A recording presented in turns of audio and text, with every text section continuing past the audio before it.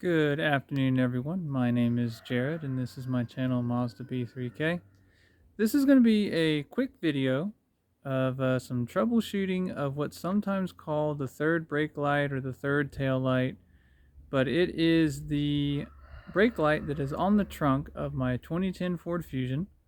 I noticed that it wasn't working, and I started tearing into it, figured out what was going on, and I figure I'll let you know what I found. Without further ado, let's get started. So you can see I got a bit of a mess here, but I'll walk you through everything I've done so far so that it all kind of makes sense. This is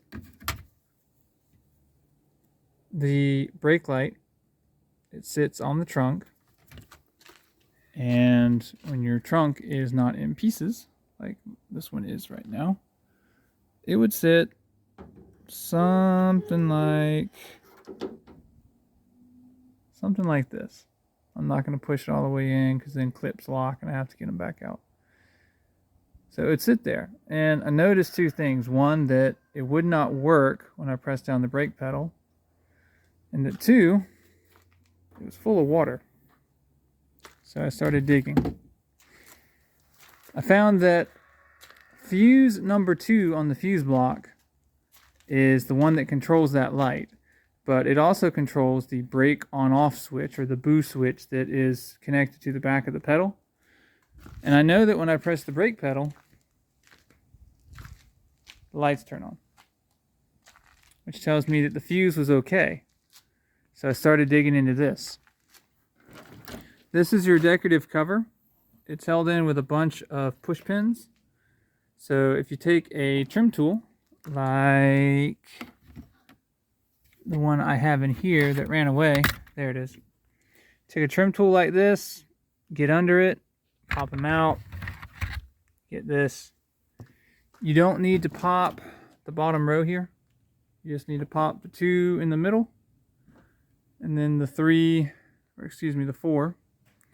that are along the lip here next to the latch. Then you can pull this down. You're going to need to pull this out of the way because it sits in this slot here. So get that out of the way. This is the emergency trunk release in case you get trapped inside. And what you're going to see is 2 pieces that are kind of stuck together. One piece I showed you, that's the brake light. The other piece is actually the license plate lights, and they are under the Ford emblem. Now they are stuck together, and they are held in basically with a series of 10 and 11 millimeter nuts. The tail light is 10, the license plate lights are 11s, and I've got them in 2 stacks here. These all had rusted, and I had to fight quite a bit to get them out.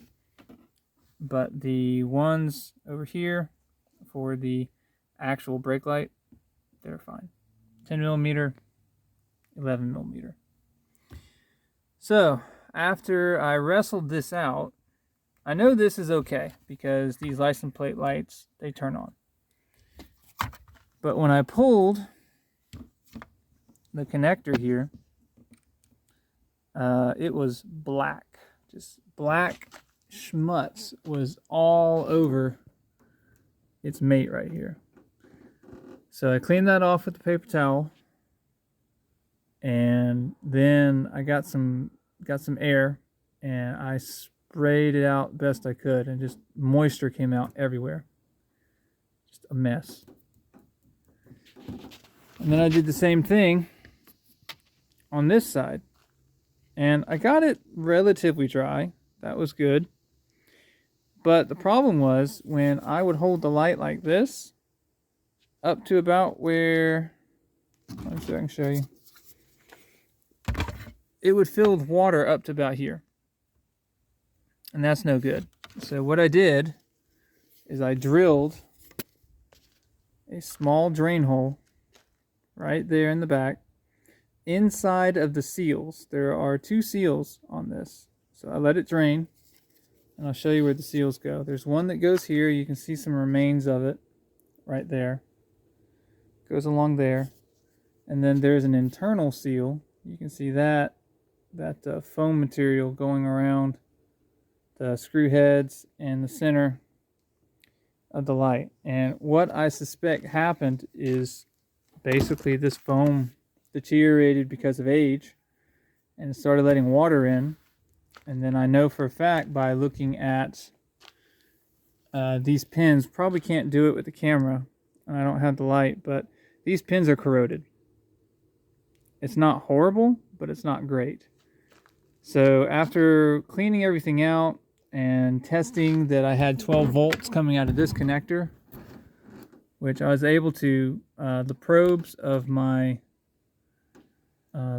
multimeter were not able to go in, but I took a paper clip, not one with any kind of coating on it, just a regular metal paper clip, and I jammed that in there, and then I probed against the paper clip. I was able to pull 12 volts, so I know that when the brake pedal is being pressed, that 12 volts are being sent to this connector.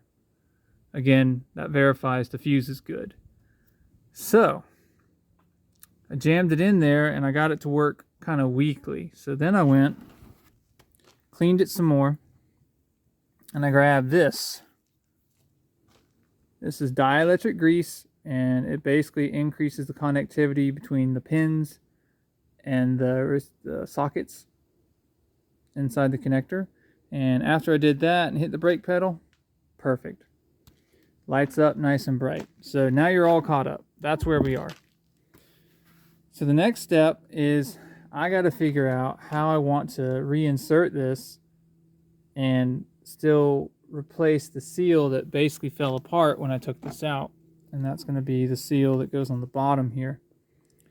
This lip, the seal goes basically, it goes on top of the Ford emblem here, and you can see they actually cut a relief where the emblem goes. So it sits like that, basically. And then all of this has to be inserted from the top of the trunk lid. You cannot insert it from the bottom. So what I am trying to figure out is how exactly do I want to put all this in to where I can put a nice layer of RTV along here. And then get that to press tight against this surface. This is my sealing surface. I need to clean it a little bit. And then get that all snugged up. But at the same time, I'm going to need to lay a bead of RTV along here, because I already know that this probably isn't sealing correctly anymore because water was getting in. There was a significant amount of water in here. So I need to seal against the top, seal against the bottom. You may be asking, what is RTV? RTV is this stuff. A lot of companies make it. Comes in a couple of different variations depending on how you're trying to use it. This particular flavor is for around exhaust. See, it's high temp. It's red in color. It'll work perfectly fine for what I'm doing. It wouldn't matter if you had red or black or blue or orange RTV. It'll work. It's going to make a gasket, which is what we need right now.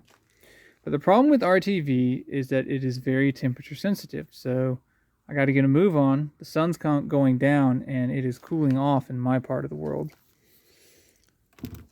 So I'm going to put you guys down and I'm going to go ahead and lay out my beads of RTV. And then I'm going to try to put all this together. This is a used tube. If it's a new tube, you can just take the tip of the cap there, pop it open.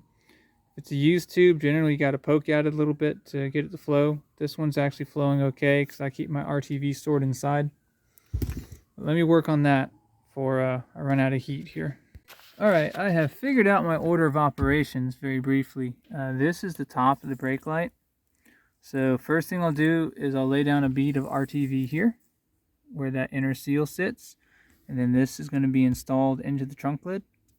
And I will go ahead, take these nuts, these 10 millimeters, tighten them up, get that nice and tight. And once that's all good, then I will put RTV along this surface, which seals against Ford logo. And then this can go on second, and it uses these 11 millimeter nuts. Get that nice and tight, wipe up any excess RTV that gooshes out, and we should be good. Alright, here's what we look like. I gotta move fast because RTV has a pretty quick curing time. Alright, I've got that one tightened up. And I have this one tightened up. There's a little clip thing that goes right here. I need to get that installed before I tighten up the two in the middle. A little clip jobby is this guy right here. But I'm going to go punch the brake. I'm going to reconnect everything and then punch the brake and make sure the light is working before I proceed any further. Because that would be a terrible, terrible thing if I gooped up all this RTV and it was half cured and then the brake light doesn't work. So the good news is I have found another use for this fire extinguisher here that I keep. Because it makes a really good way to hold the brake pedal. So, come back around, we see that that brake light's working. This one appears to be misbehaving. Oh, wait, no. Yeah, there it goes. Got a loose connection. But, check it out. Our taillight's working. So, good. We can proceed. Okay, plastic jobby back on. The last two 10mm bolts are back in. So now we're going to bring this down. And we're going to lay our RTV line along here. And then put the rest of this back in. Alright, so this is what we look like after I've put down the RTV and after I put the assembly together. Looks like I had some revenge from the seal there. It lifted up the paint. I may have to, well, I will have to fix that another day. But so you can see the orange there, that's the RTV. It's not going to impede the function of the light, so I'm not worried about it. I wiped away the excess that was up on the paint. I've gotten those 11mm. There's 4 of them. So you have 1, 2, 3, and 4 right there. They're all nice and tight. So we just need to redo the electrical. My apologies. The camera was offset on the opposite side of the phone, so didn't see it. There you go. So you got this one there. Just push and click. And make sure after you push and click that you do pull. Make sure you're firmly connected. Then we come over here, same deal. On this side, we push and click. I can get it to line up. There we go. Alright, so all of our electrical is back in. Let's go ahead.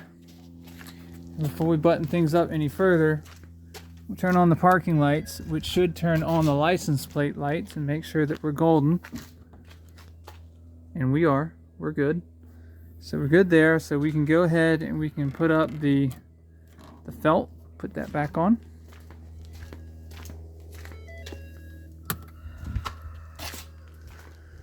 And to get the felt back on, we need take our emergency release handle, thread that through, and then it's just a matter of lining up push pins. And if you get these out nice enough, you can reuse these push pins. Whatever reason, these push pins are stiff. So you just get it in the hole and just kind of wiggle it, and they'll slide back in. And rinse and repeat for every push pin that you took out. And here we go. We've got our felt back on and our repair is complete. Now, one thing to note, this light is not supposed to come on with your parking lights. Let me show you. I actually tested that with a voltmeter, and no power is sent to that connector when you turn your parking lights on. Or, I mean, the only other case where that would not be the thing is if there is a fuse blown out somewhere and that's why power's not coming in, but I don't believe that's the case.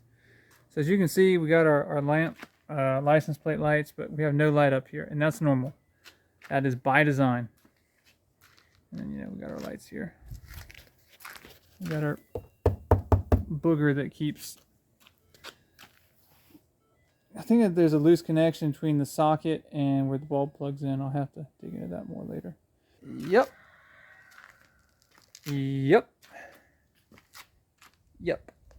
Okay. Now, against this backdrop, we can say, repair complete. Alright guys, that's going to do it for this video. Please leave me some comments. Let me know, tell me what you think, good, bad, or otherwise. Please like, share, and subscribe. That lets me to grow the channel and hopefully get it monetized. And if I do, first things first, new camera. That would be the bee's knees. And so until next time, I will see you later.